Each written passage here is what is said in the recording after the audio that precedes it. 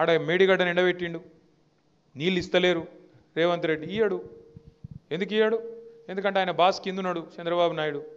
నువ్వు కడితే బరాబర్ మర్యాద ఉండదు రాబాయ్ అంటే కిందికి నీళ్ళు పోవన్నాయి. మరి ఇయ్యాడు. ఆయన ఆడిచ్చినట్టు ఈయన పాపం ఈయనదేమని ఈయన కోవట్టు చిన్న మనిషిన, వాళ్ళిద్దరు ఎట్లా ఆడిస్తే అట్లా ఆడేటోడు ఈయన చేతులు ఏముంటుంది. అట్లాగే ఇప్పుడు నిన్న మీరు చూసిండ్రు పక్కకు కర్ణాటకలో ఆల్మట్టి డ్యామ్ హైట్ పెంచుతుండ్రు 5 ఫీట్లు. ఒక్క డ్యాము ఆల్రెడీ కట్టి ఉన్న డ్యాము 5 ఫీట్లు పెంచుతందుకు వాళ్ళు ఎంత ఖర్చు పెడుతున్నారు ఎరికేనా? 70,000 కోట్లు ఒక భూసేకరణకే. 70,000 కోట్లు.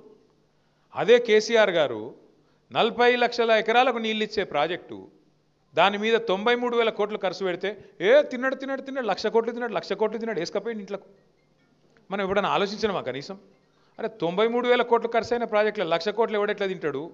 మరి 1,00,000 కోట్లు ఈయననే తింటా బరాజులు ఎవడు కట్టిండు? ఆ పంప్ హౌజులు ఎట్లా కట్టిర్రు? ఆ సొరంగ మార్గాలు ఎట్లా కట్టిర్రు? మరి ఆ మొత్తం కాలువలు ఎట్లా కట్టిండ్రు? గన్ని రిజర్వాయర్లు ఎట్లా వచ్చినాయి? గిన్ని నీళ్ళు ఎట్లా వస్తున్నాయి? ఇలా భూమికి బరువు అయ్యేంత పంట ఎడికెళ్ళి వండుతున్నది అని ఎప్పుడైనా కూర్చొని ఆలోచించినవా? ఇగో తిన్నాడట అంటే తిన్నాడు తినే ఉంటాడు. ఇదిగో పులి అంటే అది గొత్త ఒక అడిగినోడు లేడు, చూసినోడు లేదు. ఎవరు పడతా వాళ్ళు ఏది పడతారు చెప్పుడు, మనం నమ్ముడు. ఆయనతో పోయి బాయిలో దుంకుతున్నామా బుందలో దుంకుతున్నామా చూసేది లేదు, పోయి దుంకుడేనే.